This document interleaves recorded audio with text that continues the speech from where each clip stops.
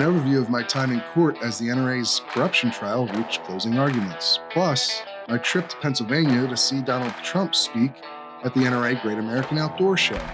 That and more on this episode of the Weekly Reload Podcast. No, the devil's got no hold on me.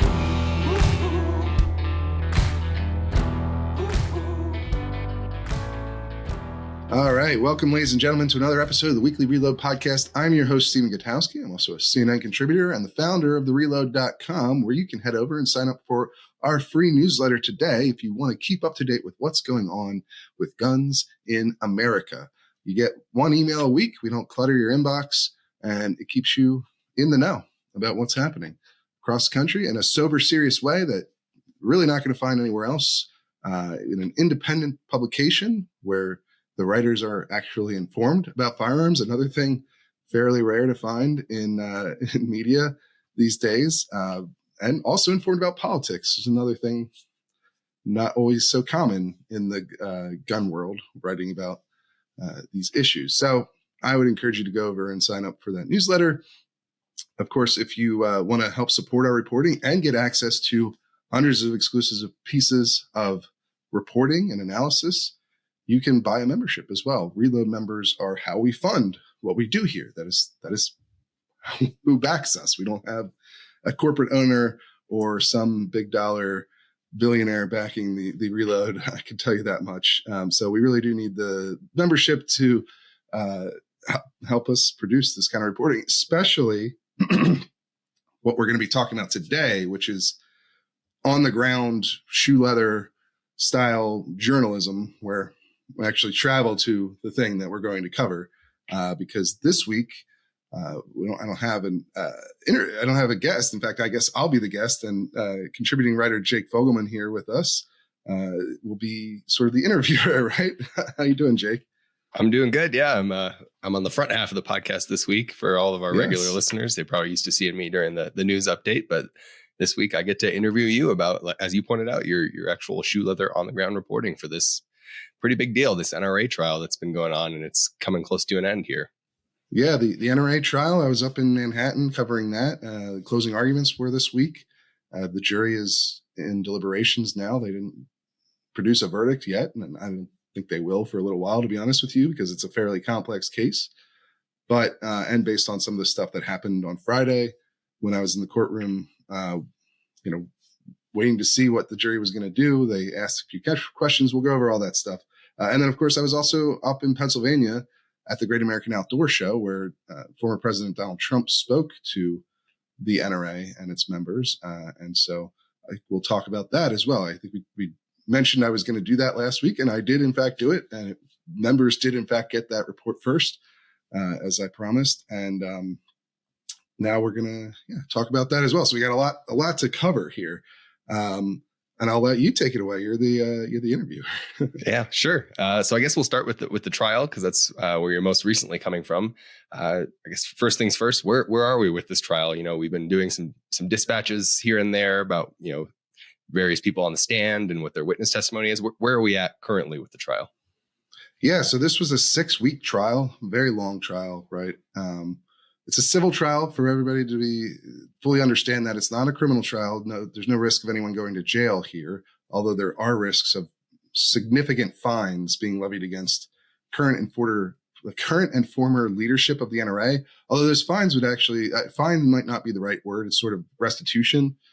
They'd actually have to pay back the NRA for the money that they diverted towards themselves for lavish personal expenses like private flights and luxury hotel stays and vacations and things of that stuff that I think we've been covering, and people have heard a lot about, Wayne LaPierre and how he used NRA money in this fashion.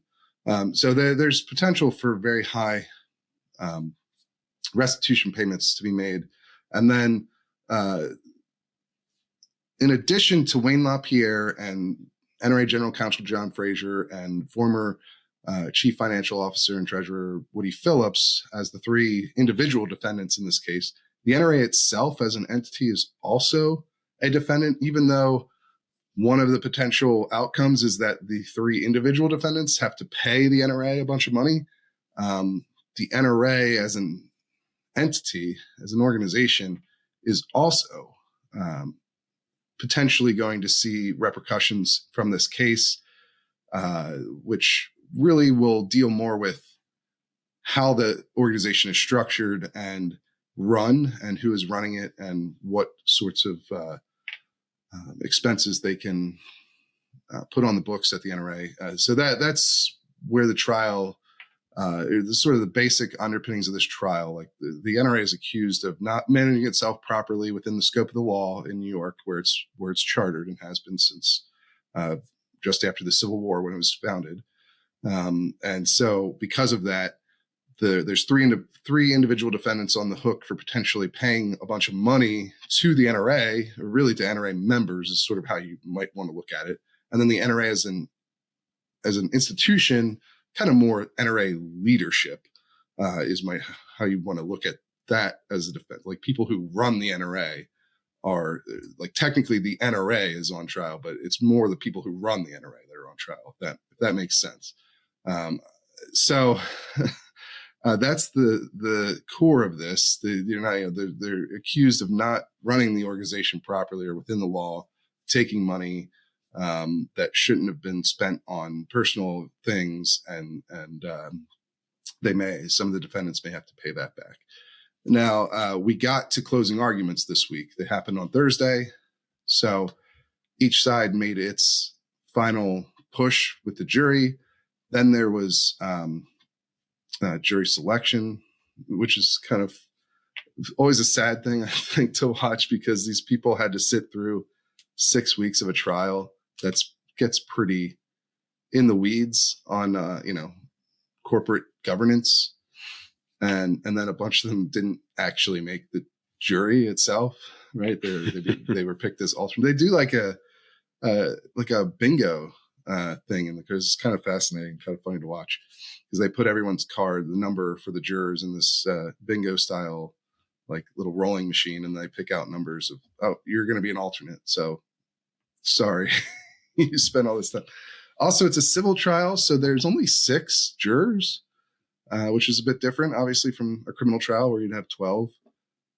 But yeah, they did that, and then the jury went back and deliberated, and right now they haven't delivered a verdict, which I think nobody was really expecting them to on the first day. I mean, the jury instructions alone took about an hour and a half to read on Friday. So that gives you sort of an idea of how complex this case is, because there's a lot of accusations against a bunch of different. It's kind of like 4 trials in one, because you have 4 defendants. So they're all accused of different things, but some of them are overlapping, right? Like, some of these expenses, you could see Wayne LaPierre and Woody Phillips on the hook for, some of the, like, related party transactions or approvals, things of that nature. And so it gets pretty complex, and they also have to go through, like, every individual transaction that's accused of being, a violation of law, and then determine how much money the defendants should have to pay back if it is a violation, because the jury will recommend what they think each defendant should have to pay. I don't think John Fraser is on the hook for any money. That's mainly Wayne LaPierre and Woody Phillips, but they could be on the hook for tens of millions of dollars, is what it sounded like. They didn't sum up all this in court. Like, the AG in her closing arguments didn't give a specific final total number.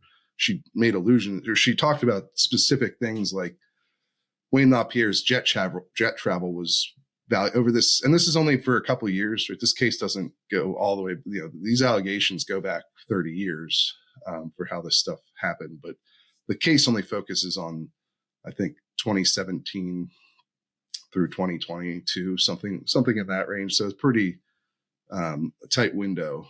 And but over that period, she accused him of over $10 million in private jet flights that the AG says were not appropriate, and so he could be on the hook for that. There's another, I think, 3 million or so, maybe a little bit over 2 million. There's somewhere between 2 and 3 million. These things, this is happening in court where there's no recordings, there's no transcripts available. So you kind of have to sit there and watch and type. You can, type things out as they happen. But so forgive me if there's some slight variance in the numbers here. But yeah, that was somewhere in the $2 to $3 million range for jet travel. That was for Wayne's relatives, mainly his niece and her husband, that he wasn't even on, that the NRA paid for. So that's another couple $1 million. Then there was this TV show that the NRA had paid for that never got actually made, or by the end of the contract wasn't actually being made. And I think that was somewhere around $13 million. And that I believe could be split between LaPierre and Phillips. So, the jury's going to have to go through all this stuff, determine who's responsible for these things. If they agree with the AG that these were inappropriate, right? Because obviously the defendants are saying these things weren't inappropriate. Well, I should clarify that. Not, for instance, LaPierre paid the NRA. They're either saying these things weren't inappropriate or they're defensible under the law, or that they've made restitution, or that they've enacted reforms to solve the issues that are at play in this case. That's sort of broadly what the defense has argued. And so I was going to say that brings up a good point. Like, give us a general idea of, because you watch closing arguments, give us a general idea of what the defense team tried to leave the jury with before. Obviously, the jury had to get in these complicated questions of the law and individual transactions. What was their general pitch to the jury of why either the NRA shouldn't be found liable, or why these individual defendants shouldn't be found liable for this stuff? What was their closing argument? Yeah, well, this case can be very hard to sum up, right? As you might notice from how I'm kind of caveating everything, or going to different spots here or there, because you're trying to summarize a 6-week case, and even closing arguments themselves, that was 8 hours of closing arguments. And you had, in the defense case like you're asking about here, you got 4 different lawyers getting up to give 4 different defenses. Really, there's themes. They all claim that everybody was acting in good faith, because that's key to the law. Like, whether or not you might make mistakes, right? But mistakes are expected to happen at some point, right? Especially in a large organization, you're going to have somebody making mistakes, and everyone makes mistakes. They're human, right? So the law allows for this to some degree. And one of the key things is whether or not you were acting in good faith. And so that's one major theme to the defense. All 4 defendants argued that they only ever acted in good faith. Obviously, the AG argued the opposite, that either these defendants, the individual defendants, were knowingly doing this stuff, like the private jet travel, or especially the way Wayne would book that, which was through a travel agent, where he would often tell her not to include certain stops if he went to pick up his niece, right, as part of the trip. She would be told not to include that in the billing, or written out. Woody Phillips had made arrangements, although some of this doesn't make it into court, is another hard thing too, because not everything that we know publicly was introduced in this case. For instance, Woody Phillips, there's an audio recording that came out during the trial that includes him speaking with Ackerman McQueen, the NRA's former top contractor, who's a big player in this whole corruption scandal. He's talking to executives from that company about how they're going to have Ackerman issue a credit card to Tyler Schropp, who was the head of, I believe, development at the NRA at the time, so that he could make purchases, sort of potentially embarrassing purchases, things like private jet travel, luxury hotels, on the Ackerman card. And then Ackerman would bill that back to the NRA, so that the NRA wouldn't have to necessarily disclose that they were making these purchases. It would just be bundled up into the bill that Ackerman was sending over, which is how a lot of these sort of things happen. That's what the suits, people talk about the suits, right? That was how that was arranged. Ackerman paid for those suits. In fact, the NRA never reimbursed them for that. Although that was because when that happened, the reimbursement payments didn't go through because that's when the split occurred. This was the relationship they had for decades. This was how they arranged. That tape is from several decades ago of them arranging this sort of graft operation, but that didn't make it into court. So Woody Phillips didn't have to answer for that stuff. So a lot of his, he had to answer for a lot of other things that did make it into court, like related party transactions. He got a big contract once he left the NRA. I think this is the main part of the claims of how he enriched himself from NRA was that he got this post-employment contract that was worth $30,000 a month plus $3,500 of for an office allowance, where there were no terms for what he would actually have to do in return.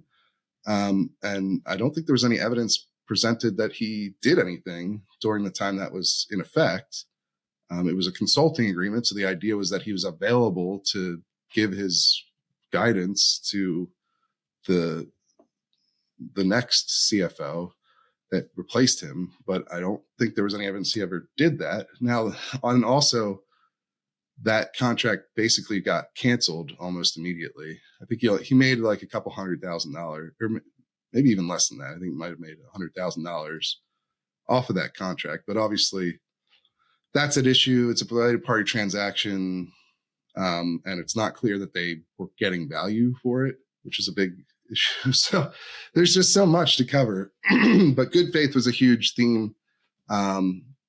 You had Wayne LaPierre's lawyer focus primarily on the political aspect of this case. So, as we've talked about at length, I think on the show and in our pieces, one of the big aspects of this case is that Letitia James, the Attorney General, who's a Democrat, ran on investigating and going after the NRA. She called them a terrorist organization when she was running for AG. We talked about this last week with Professor Fishman and why this the NRA has presented this as a defense. They tried to use this to get the case thrown out, right? Her comments, and it didn't work. That was rejected by the judge in the case and also on appeal. So, the reason was that the idea that, her comments didn't have an effect on the nature of the charges in the case, and that there was evidence underpinning the stuff that she was going after them for that wasn't connected to her political bias. But obviously, that still sort of casts a lot of doubt on this prosecution, or it casts it in a certain light, right, for a lot of people. Right. And so LaPierre's lawyer tried to focus on that in his defense, on this idea that Letitia James wanted to destroy the NRA. And so the way to do that was to destroy Wayne LaPierre. That's a direct line from his closing. And he tried to defend some of the more extravagant expenses that he made as being efforts to recruit high dollar donors and celebrities to be the face of the NRA. And so, that was kind of Wayne's closing argument. You had Woody Phillips, his lawyer claimed that he never did anything to harm the NRA. Another common defense you saw among both the NRA and some of the individual defendants like Woody and LaPierre was that, they obviously weren't destroying this organization. It wasn't a total scam operation. The NRA grew tremendously during their tenure there. It became a lot more powerful. It gained a lot of members. It brought in a lot more money. So, whatever they were doing, you could question the management style or whether some of these expenses are worth what they were getting in return. But you can't question that they were successful in growing this organization and fulfilling its mission by advocating for gun rights on those successfully. On those 2 points, both the growth that the NRA experienced during their tenure and then the LaPierre point about the sort of the political valence of this. I'm curious, how did the AG's team handle that during their closing argument. Because, as the professor pointed out last time in our podcast, the whole basis of this is supposed to be that the AG's office is bringing this on behalf of NRA members, right? It's supposed to be in their benefit. And as you said, there is this very clear, even though that's not exactly at issue in this case, there's this very clear sort of political valence to this. I'm curious how the AG's office tried to present their case when, one, the NRA as a whole is a party to this lawsuit, and at the same time, it's supposed to be for the benefit of NRA members. And she clearly has an axe to grind with the NRA, doesn't like what their political activities are. So how did they kind of wrap up their argument? Yeah, on that last point, it's kind of funny because Wayne LaPierre's lawyer noted that, this case is supposed to be in the interest of NRA members, right? But she thinks the NRA is a terrorist organization. Right. So that doesn't make, he's like, how does that make sense? Right.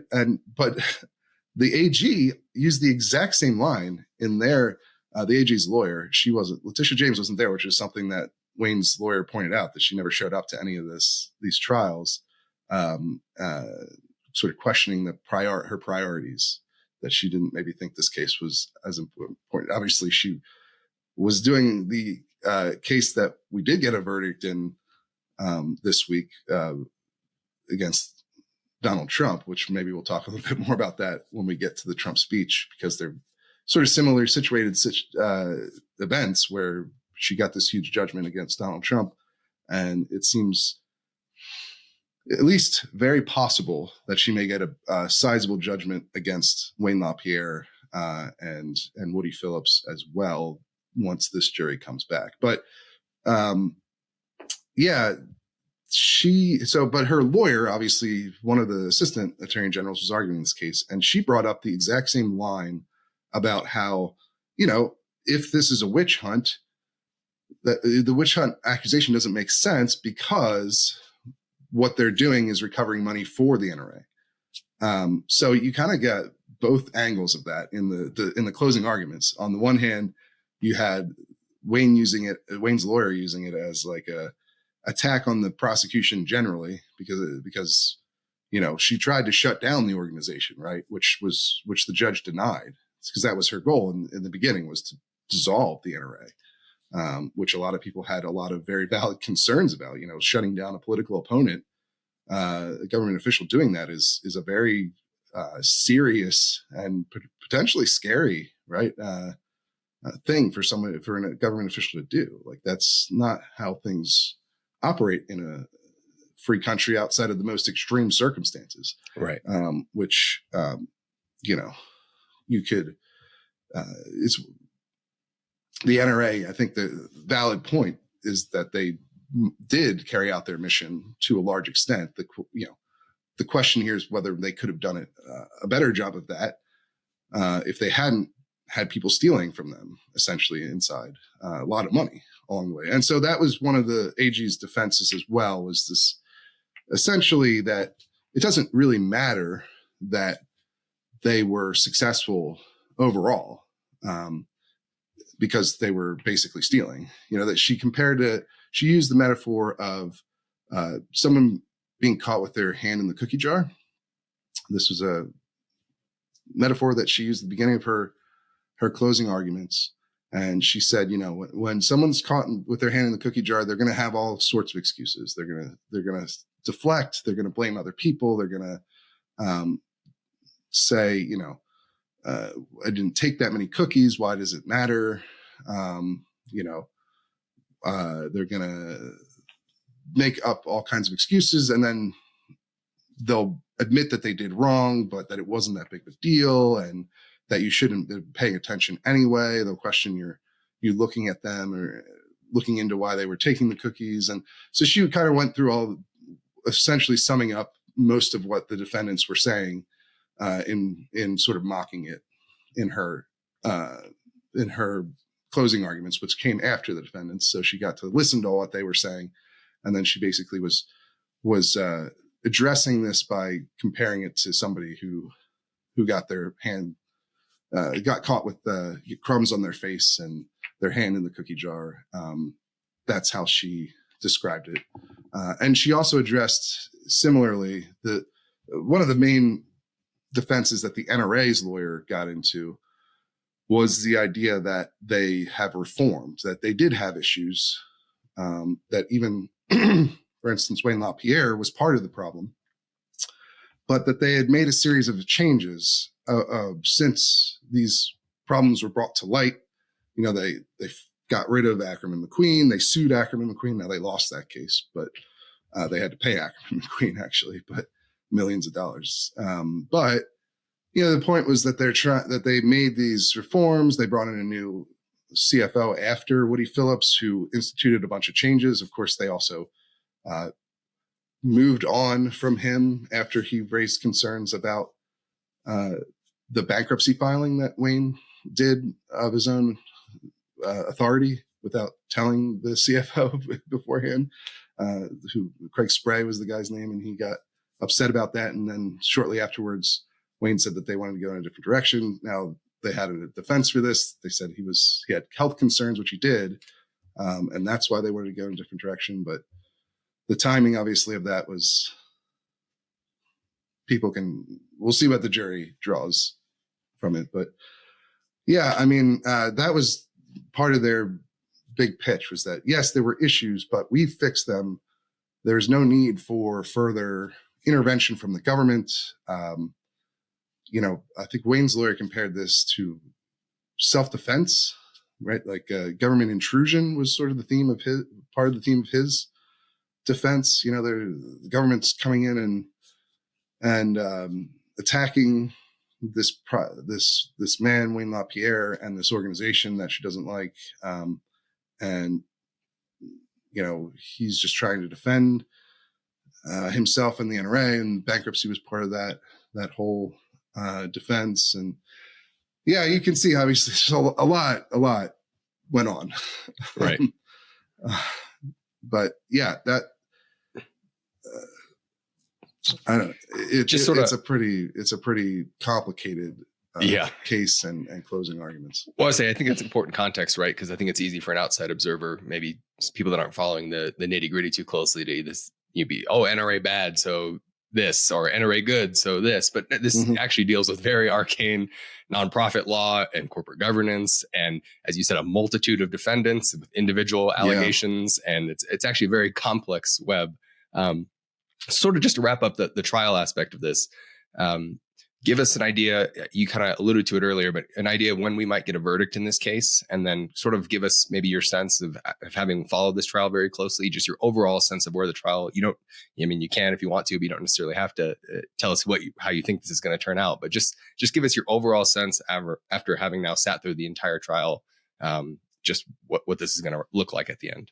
Yeah, sure. I mean, one thing from being there on Friday when the jury began deliberations is that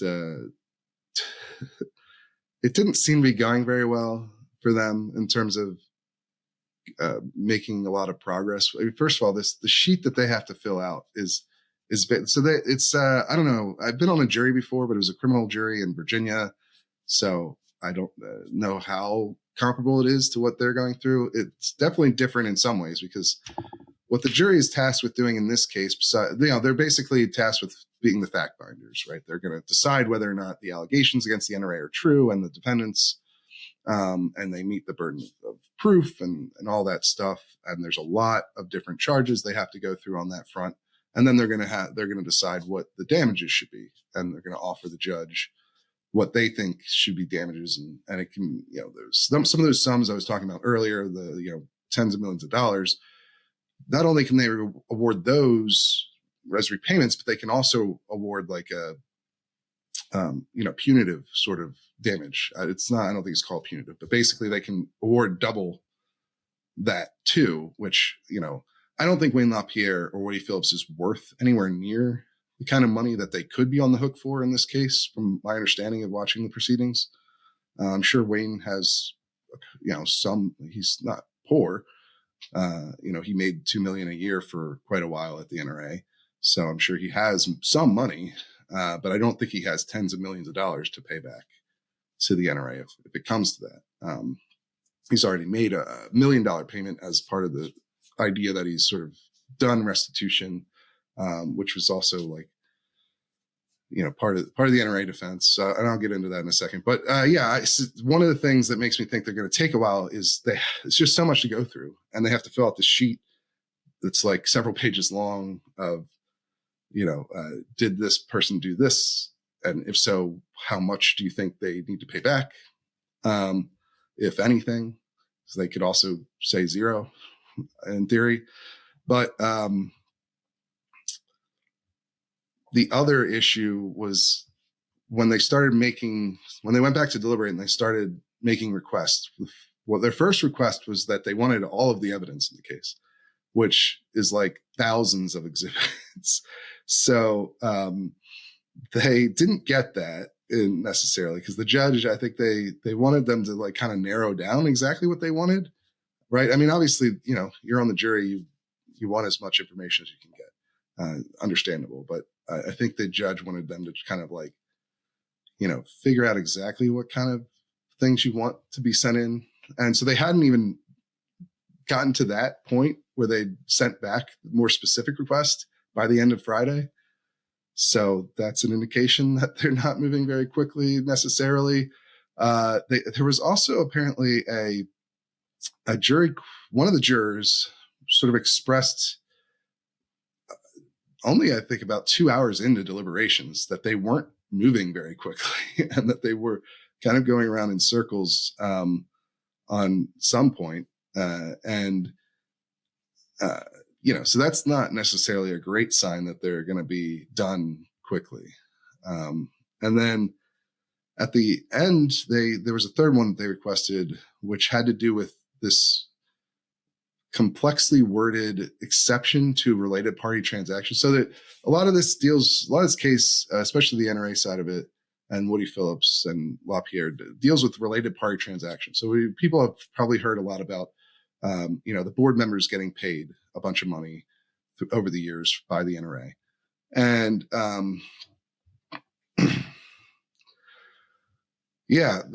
so you can do related party transactions. In fact, this has been an issue. This is sort of a common thing that happens at nonprofits, especially smaller ones, that can get them in trouble, where they're like using companies or owned by people who are working with the group or on its board or whatever.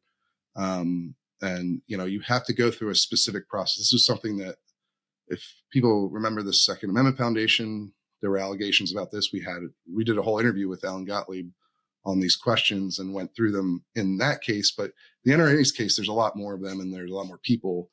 And one of the things that can excuse a related party transaction, apparently, is this concept that basically if they're getting, now this is going to be paraphrased, and this is the thing, like there's a very technical definition of this exception that jury was given, and they asked for a layman's term version of this.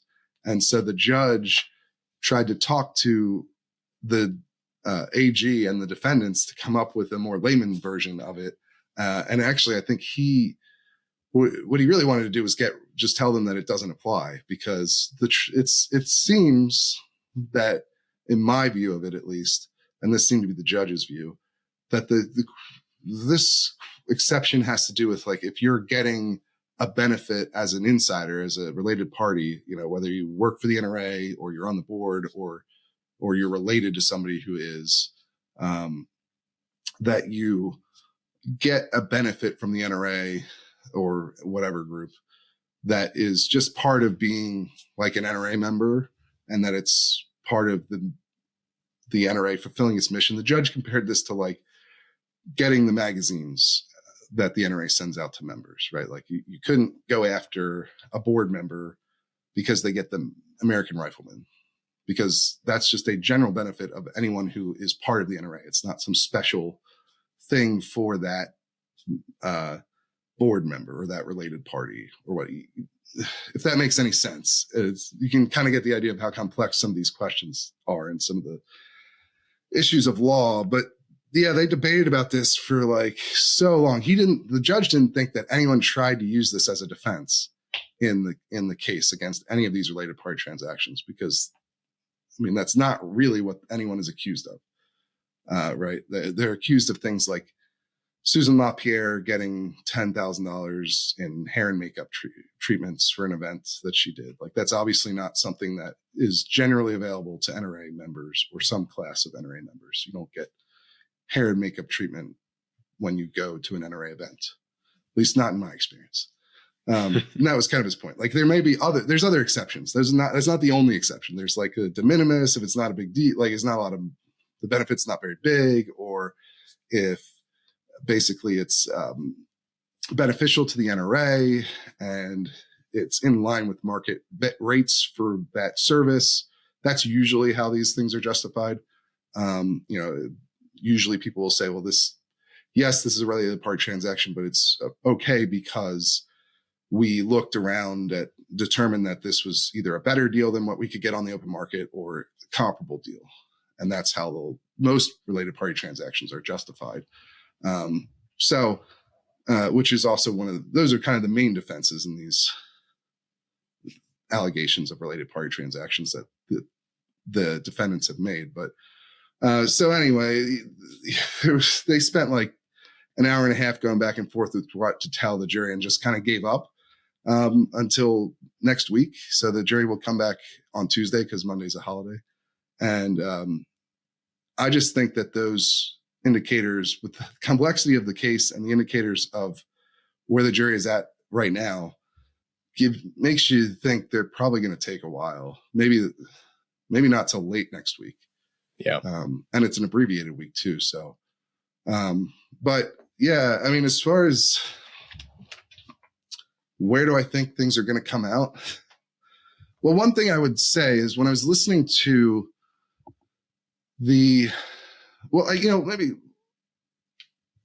think setting the groundwork here. One thing you could probably guess at is how the defendants felt about this case to begin with, right? Because you don't need to be a legal expert to notice what they did, which is they tried to avoid it at all costs. They filed bankruptcy. It's a huge step to take. Probably damaged their reputation among donors, because I mean, if you go bankrupt, everybody thinks you're not. Why would they give you money? You know what I mean? And they have lost a lot of money. Whether it's probably some combination of the allegations and the bankruptcy and everything else going on, but I'm sure the bankruptcy didn't help them on that front. And so that gives you an idea of how concerned they were about this trial in this case and what it was going to lead to, right? They to me, that says a lot about how they think this is going to come out before any of this trial happened, right? Now, obviously the bankruptcy failed. It didn't work. They had to do this trial anyway. And so I think you could take a lot from that without even having to be an expert in New York nonprofit law. Now, right. Obviously last week, the expert that we had, he didn't think they were going to win either. But I would also say when the jury instructions were actually read, there's sort of two big things that I've talked about in members' pieces on this case that are going to be, potentially hard for a jury to decide. Like a lot of what's going to come down is, was this just bad management? Like just because you wouldn't have spent money on trying to court celebrities to your cause, like maybe you don't think it's worth it to get Dean Cain, like to spend a big amount of NRA money to get Dean Cain to come on board, or have Montel Williams make a PSA for you or something along those. These are some of the things that Wayne brought up as successful uses of these kind of lavish events, or the yacht trips or stuff like that. But that's different from saying these are unlawful expenses. And so that's one thing that the jury's going to have to decide. And the other thing is, like, there was a lot of, the NRA made a lot of hay about whistleblowers and who is a real whistleblower and who's not, and what constitutes a whistleblower and what constitutes retaliation against a whistleblower. And so I thought that both of those points would maybe be a little bit more technical when the jury instructions were read. Like the law would be a little bit more specific and complex on those questions. But honestly, it was pretty straightforward stuff. Like, Or, you know, and there's also the question of like personal benefit, whether you'd have to, like some of these things, it's easier to say, well, Wayne benefited personally from these expenses when he's flying private or going to luxury hotels or whatever. And Woody too, with his post-employment agreement. But John Frazier, who's the general counsel, there were no accusations like that against him. Instead, his stuff was more about signing, you know, attesting to things that turned out not to be true in legal documents. And so a lot of the defense on that is going to come down to, but that was one of the points in instruction. It doesn't matter if you didn't personally benefit from some aspect of this. If your job was to oversee it and you didn't do that, if you should have known, for instance, he signed off on 990s that said that they had properly disclosed their related party transactions when in fact they hadn't done that. You know, it's just signing off on that. Now, maybe his argument is he didn't necessarily know that people didn't tell him the right information, but the standard is not whether he intentionally lied on the form. It's whether he should have known. And so that'll be a lower bar to clear, I think, than if they had to prove that he did know and lied. That would be a different standard because I don't think they had any evidence to that effect. Their argument was more just that he should have known. They basically just didn't do his job properly. But, you know, then you get to the related party stuff or the whistleblower stuff. And I thought it was going to be more complex and they were going to talk about what constitutes a whistleblower, what you would have to specifically do, that there's some process you have to go through. And then there would be very specific instructions on what retaliation is. Like it has to be a very specific thing, but the jury instructions at least made it all sound pretty generic. Like you just have to be somebody who was an employee or a director at the group and raised a concern, which, you know, a lot of people did. And, you know, we've interviewed some of them, Phil Journey and Rocky Marshall, who were witnesses in this case. And then retaliation can just be intimidation or harassment or any other form of retaliation. And yeah, I mean, they were removed from their committee assignments explicitly, you know, seems pretty explicitly because they raised these objections. They weren't renominated to be on the board again by the nominating committee for, it seems like, the same reasons. So yeah, my feeling was that the jury instructions came out worse for the defendants than I thought they were going to be.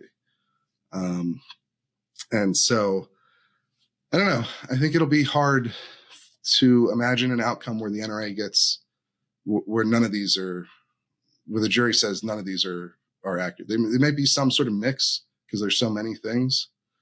But I would expect largely that the NRA is going to get the brunt. The NRA and the individual defendants, LaPierre and especially LaPierre, honestly, will get the brunt of this ruling. Will go against them.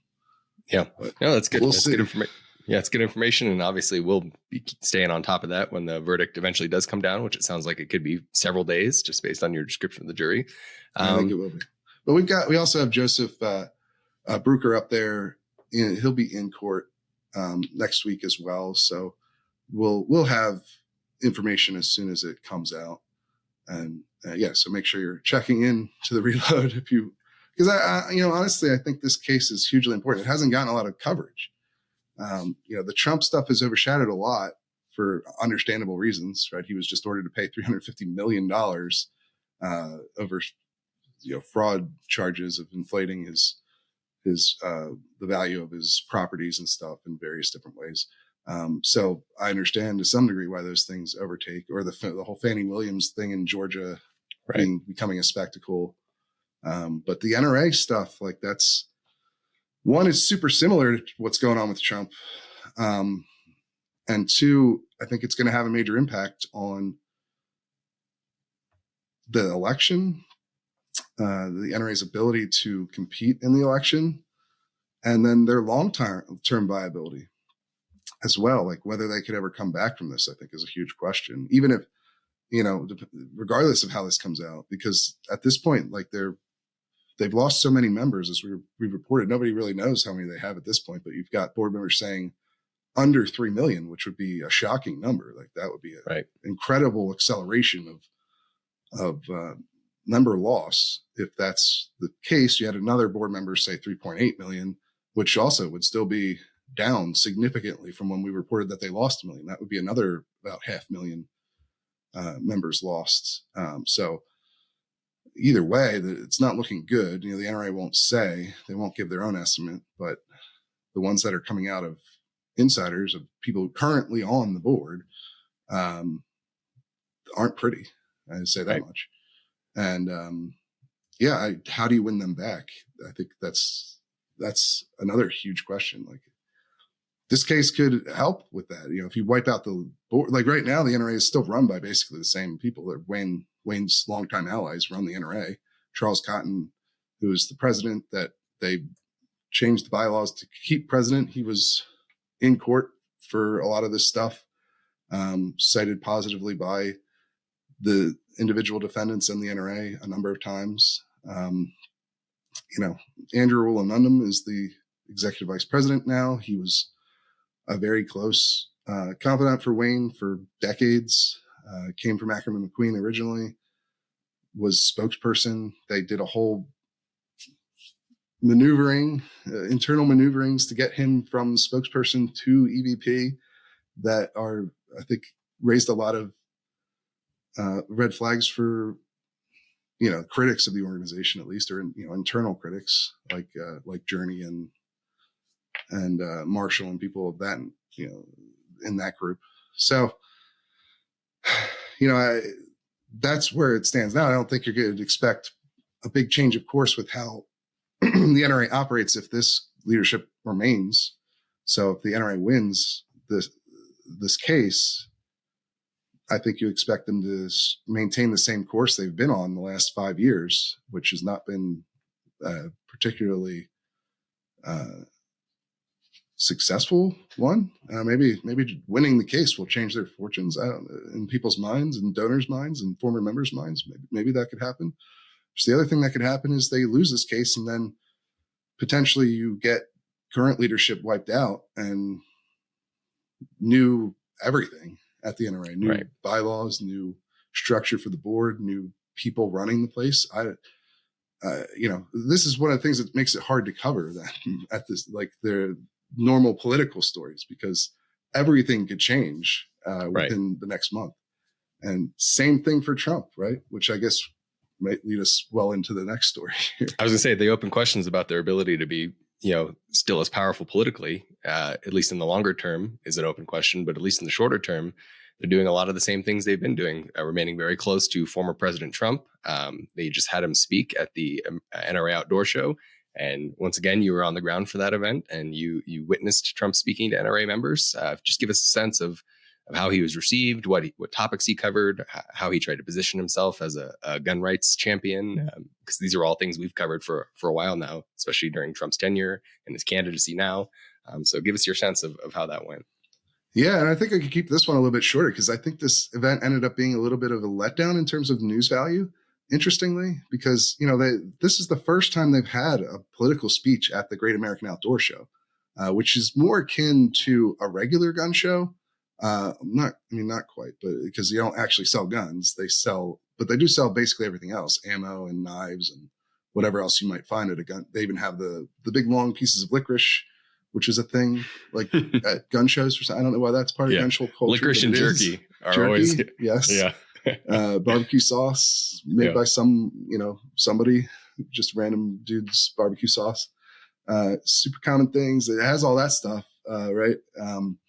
Now it has a lot of hunting related stuff too, and stuff beyond pure gun stuff, because it's an outdoor show, so it's a little bit more diverse. But it has cars and side by sides, and there's a Ford Bronco there, and like Ram trucks and things like that. But so it's a lot closer to what your average gun show would be like than like the NRA annual meeting or SHOT Show, which those things are kind of closer to trade shows. You can't really buy, unless you're a dealer, you can't buy anything at them. In fact, you can't even get into SHOT Show if you're not in the industry, right? So the Great American Outdoor Show is much closer to just a gun show, and so they haven't done political events at that before. They swooped it. This was Great American Outdoor Show is a long running thing in Harrisburg, Pennsylvania, and there was a controversy years. I think it was after Sandy Hook, where the operator who had done it for a long time didn't want to have AR-15s on display after Sandy Hook, and so obviously that created a lot of backlash and forced them to sell the show to the NRA, and the NRA came in and bought it up, and they've been operating it ever since. But they basically just kept it pretty much the same as it was, except until this year, where now they've added this presidential forum to the event, which seemed like, I think we talked about this last week, like a pretty obvious clue that they were going to endorse Donald Trump because he was the only candidate invited to this presidential forum, even though Nikki Haley is still running against him in the primary. So it's sort of an obvious, like, they picked Donald Trump, which does not surprise anyone, I don't think, because they've been extremely close to him since 2015, right? But they didn't endorse him. That was the weird part. Like, they did everything as though they were already supporting him officially. Like, their whole preamble, like the speeches leading up to Trump, were all about how he was the best president and they needed to get him back to being president. And so it was a Trump rally is what it was, at its core, but one paid for by the NRA basically.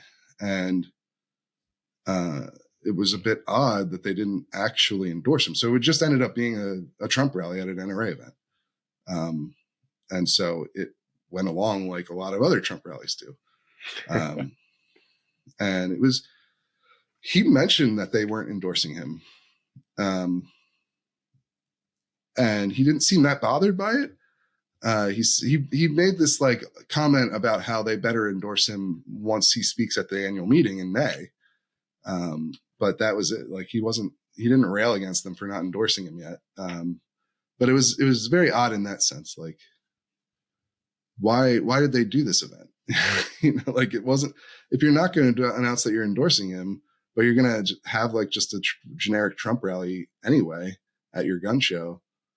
I don't know. It's just a strange, like, it was hard to pull what the point of it was. And it was really just very similar to a lot of the other speeches he's done with the NRA. Now, I will say, when he speaks to the NRA, I feel like he stays a little, it's hard to describe this, right? I know people have been to Trump rallies or watched an entire Trump speech at one of these things, might have a better understanding of what I'm trying to relay here. Trump speaks in a very flow of consciousness style, right? Yeah. I think everybody knows that. But so his rallies can be very rambling. He'll just go from one topic to the next and make a lot of asides into whatever he wants to say, whatever comes into his head. And sometimes he'll repeat himself on different things, and he might even contradict himself at points or whatever. But like, I've always gotten the impression that when he speaks at NRA events, he does seem to value the idea of actually trying to make gun-related promises. So he clearly had prepared remarks that I think focused primarily on gun issues. And so you got periods where he was actually reading from those remarks that were very specific to what he was promising, which is mostly really nothing new, I wouldn't say. Like, he's going to roll back what Biden has done. A lot of platitudes about being the best on guns ever, and nobody touched your Second Amendment when I was president, and I'm not going to do anything to the Second Amendment to your guns when I become president again. And Biden is the worst, president on guns, and that kind of stuff. There's a lot of that, as you might expect. And he promised, like, national reciprocity was a specific legislative promise he made, which is something, again, he's already said in the past. I think he said that when he was at the end of his presidency. It never happened, of course, but that's one of the things that's a sort of concrete promise he made.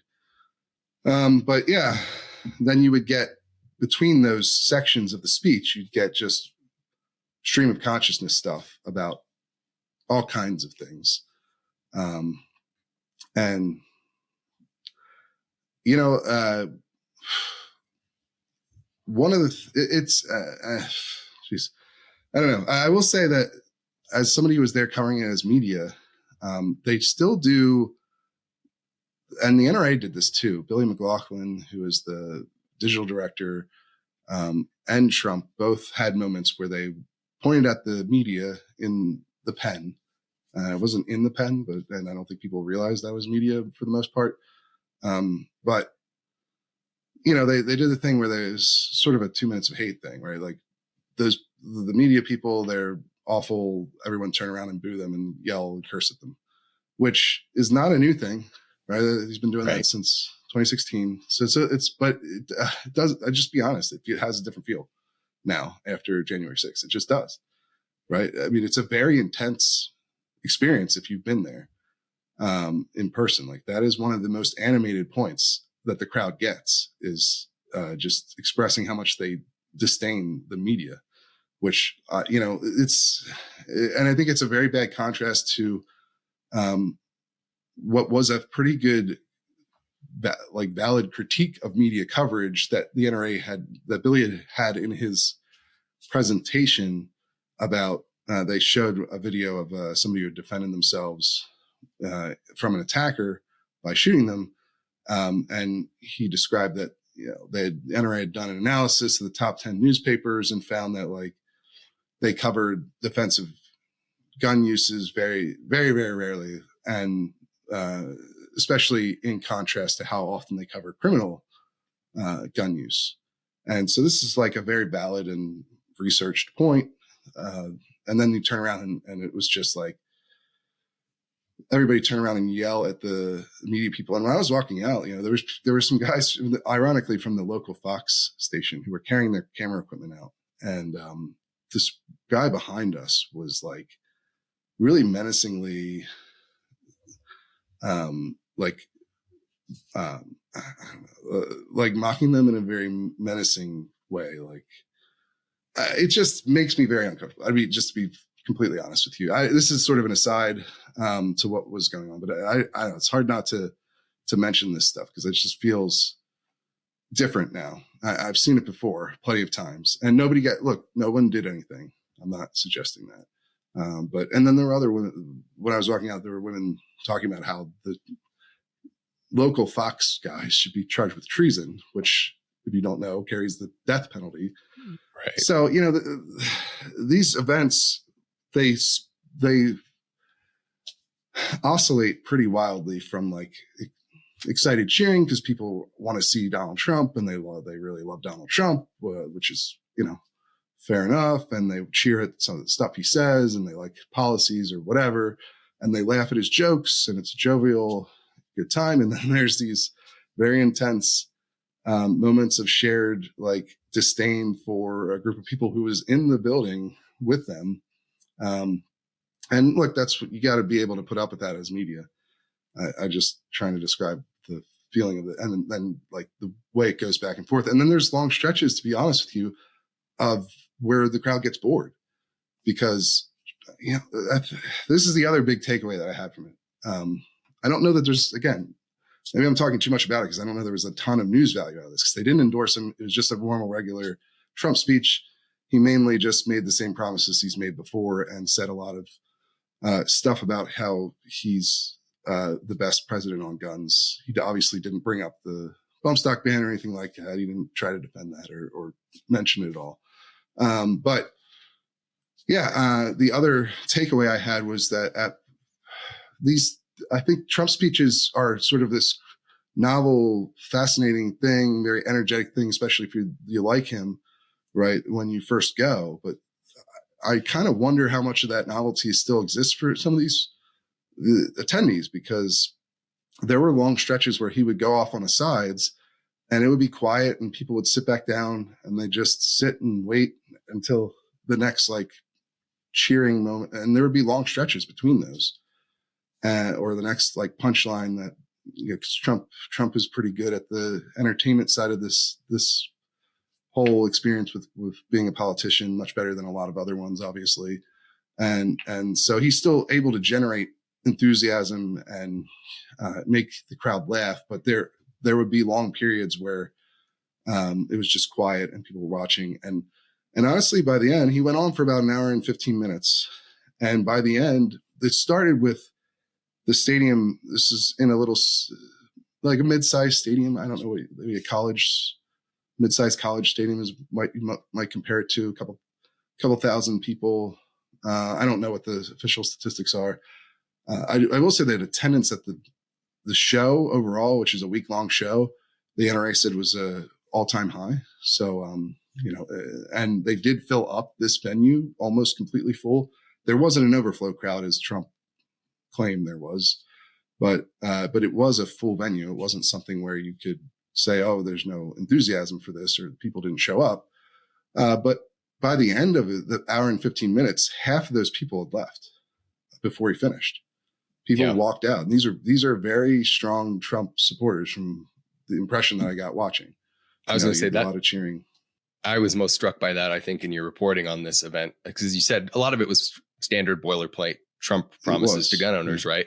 But that was like you said, aside from an actual Trump rally, it's about as close to his base as you're going to get. And the fact that he still, by the end of a rally, walked half the crowd, it says maybe says something about that, like you said, the novelty coming off. I'm sure all those people are going to vote for him. I'd be very surprised if they didn't. I mean, they showed up, they cheered. It was when the crowd was enthused, it was very enthusiastic. And so I don't think there were a lot of like people on the fence about who they're going to support in the election by any means. But it did I just got the feeling that maybe these people have seen Trump speak before. This has been 8 years now. And the kind of person who's going to a Trump rally in 2024 is probably the kind of person who's been to a Trump rally before.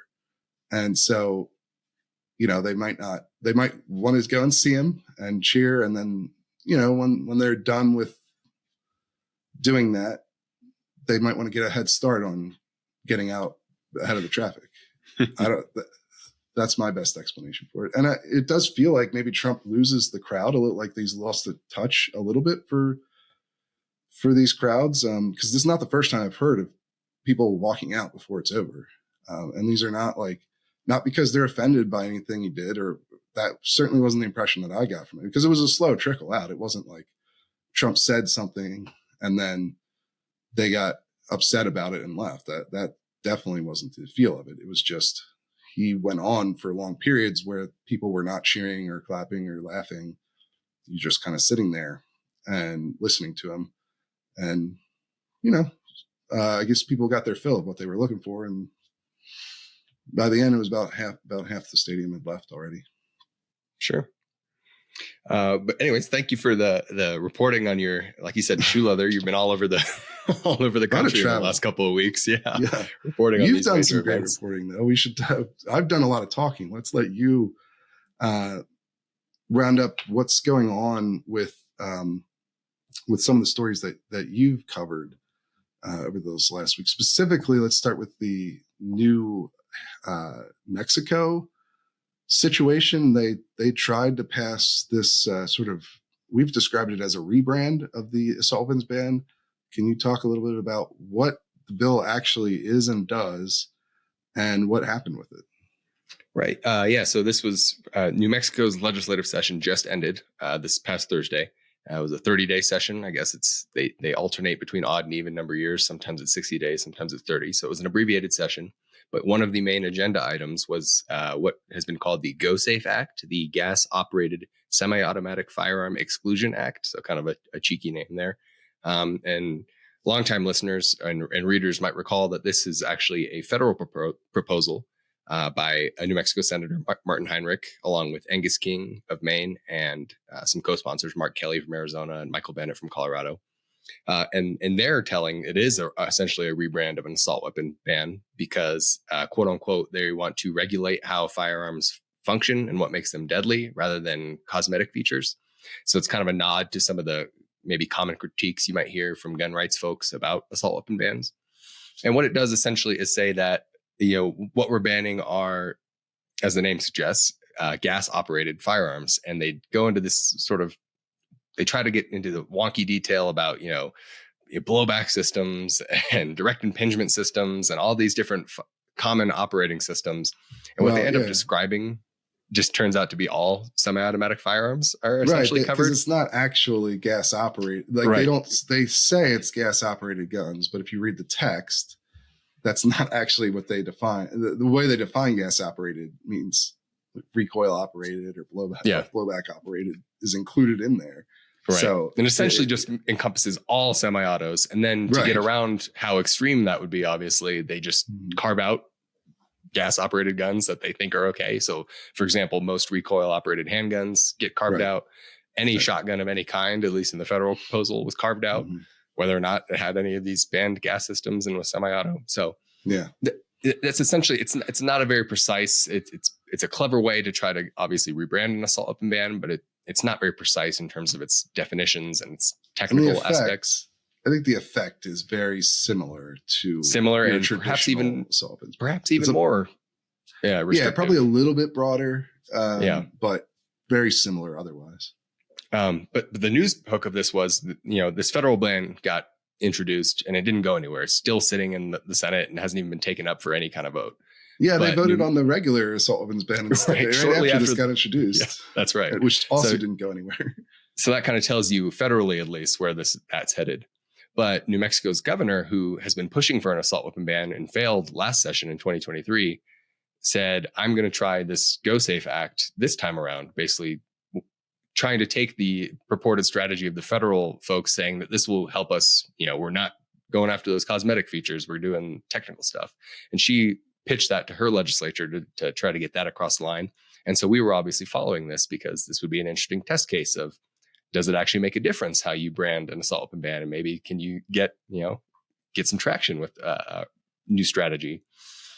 And, as the results at least demonstrated this time around, it doesn't seem like it helped all that much. The New Mexico Go Safe Act was voted out of committee.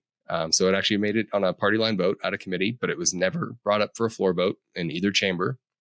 And that's despite, gun bills were a very prominent feature of this session in New Mexico. They passed a 7-day waiting period for gun sales, and they passed a ban on carry at polling places. These were two priorities of their governor, Michelle Lujan Grisham. But this Go Safe Act didn't go anywhere. So I kind of did a breakdown of the political side of this, and it just, at least early indications suggest that a rebranding effort doesn't really get you much. Yeah, I mean, it'll be interesting. Obviously, you had some caveats in there about there might be a special session the governor calls, or she's teasing a special session. She hasn't committed yet. She did this last year as well, and they never ended up calling a special session. So we don't know how credible this. Although I don't know why things would have changed. Why would they change between regular session and special session on this? Right. Maybe they would, but I mean, it's pretty interesting because New Mexico is trifecta Democrat, right? That's right. That's right. And obviously Grisham has sort of made her mark in gun politics lately by making it one of her chief issues. She most famously did the flat out ban on carry in Albuquerque, and which was struck down in court and had to be kind of reined in a little bit. It didn't work. So she well obviously politically. You're right. Yeah. She even was rebuked by folks on her side of the aisle and allies. So it's interesting to see someone that outspoken on the issue of guns just not be able to get anywhere at least on this particular policy. Like, as I mentioned before, other gun control policies have passed and are still passing, but it doesn't look like this gun ban isn't going to go anywhere. And I think it's telling that other states this year that are also pursuing assault weapon bans are going back to the features-based. Colorado is doing it. Virginia passed a features-based ban. Rhode Island and Minnesota have introduced features-based bans. So it just doesn't seem like the Go Safe Act. Not signed. None of these have actually made it to law. Right. Yeah, none of this is law. But at least that's, these folks are working with obviously the gun control groups, and it doesn't seem like there's a ton of energy other than New Mexico and then these small handful of senators for this Go Safe Act proposal as of yet. Yeah. And I think we talked about this at the time when they introduced this proposal in the Senate, in the U.S. Senate. Because one of the problems with this thing is that it's so much more, it's much more difficult to message because it's a lot more complex. It also it's poorly written because it doesn't actually do what it says it does.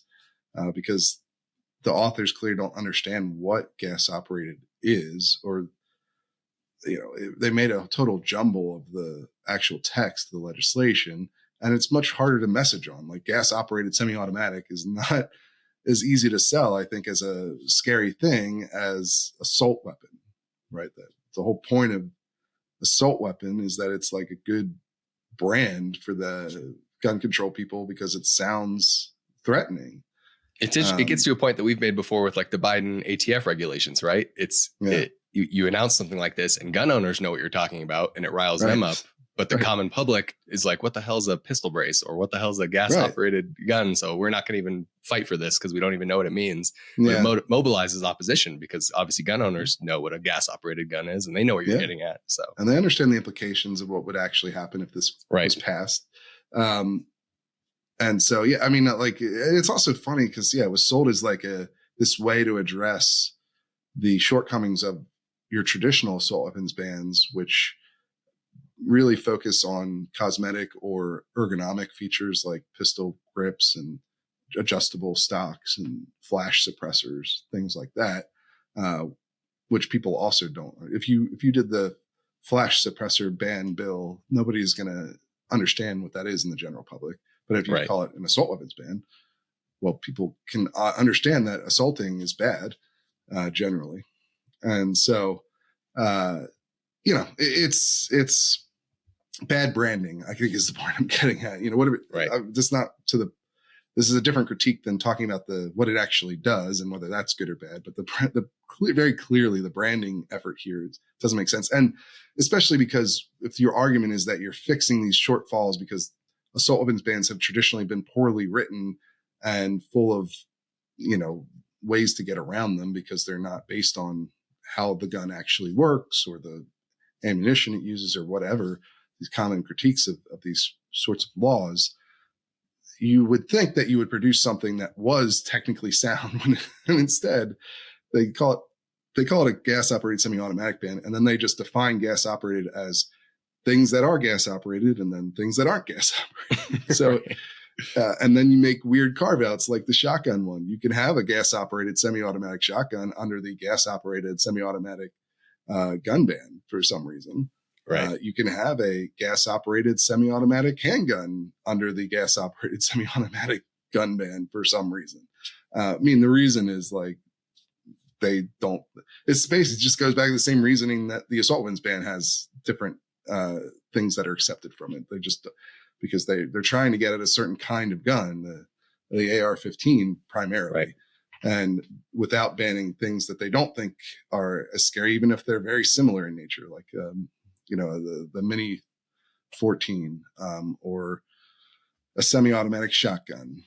These things are pump action shotguns, which were considered to be a war crime by the Germans in World War I. The pump action shotgun that all Democrats, including the president, think are perfectly reasonable, weapons for everybody to own, were actually the Germans in World War I thought that those were war crimes to use in the trenches. So, just sort of irony of history, I guess, and how some of these things come out. But it clearly hasn't worked though. Like, to your point, like it didn't work. It didn't garner any more support than your traditional assault weapons ban. Right. And I think we identified early on why it wouldn't. It's worth noting, though, that it doesn't, at least as of now, look like it's going to go away. Every town put out a press release, sort of celebrating the bills that did pass and celebrating the end of the session.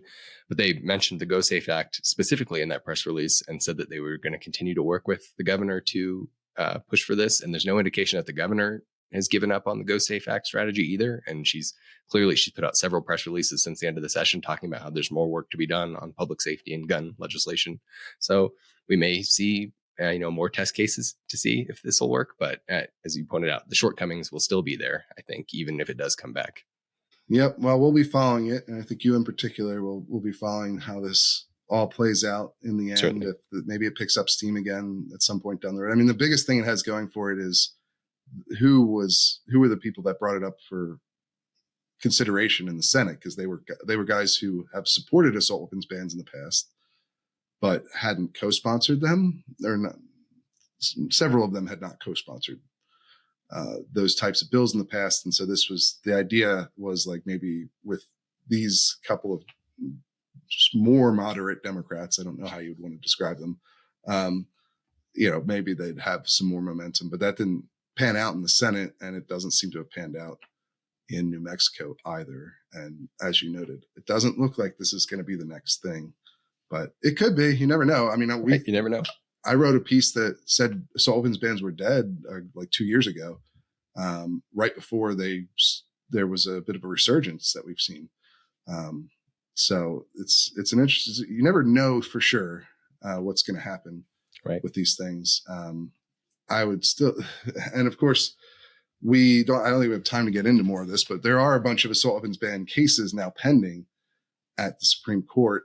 So this stuff might be moot in a year or two, depending on what the court does with these kind of bans. Anyway, although if the court strikes down assault weapons bans, you might see something like this take off, because it's technically slightly different in how it works. Sort of like Bruin response bills, right? Exactly. Sort of similar dynamic. Yeah. So that might be the big avenue for this to actually come about is, the assault weapon ban gets struck down by the court.